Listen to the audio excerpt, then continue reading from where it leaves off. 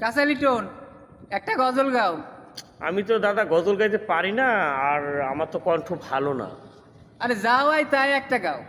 তা ঠিক বলেছেন, আল্লাহ তো আসলে বুবা তো বানায় নাই, বুবা বানাইলে তো আবার কথা কলা তো এইভাবে আ উ উ এইভাবে।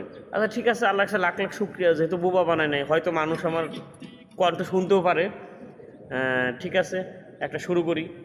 হ্যাঁ, হে রাসূল, তোমাকে ভুলি আমি কেমন করে, হে রাসূল, তোমাকে ভুলি আমি কেমন করে, হাজারো ব্যথা বেদনার পরে ফিরে আসনি তুমি আপন ঘরে, দিনের আলো ছড়িয়ে দিতে চলে গেলে মদিনায় মক্কা ছেড়ে, হে রাসূল। গাইস, যদি ভুল ত্রুটি হয়ে থাকে ক্ষমা দৃষ্টিতে দেখবেন, আসলে কণ্ঠ ভালো না।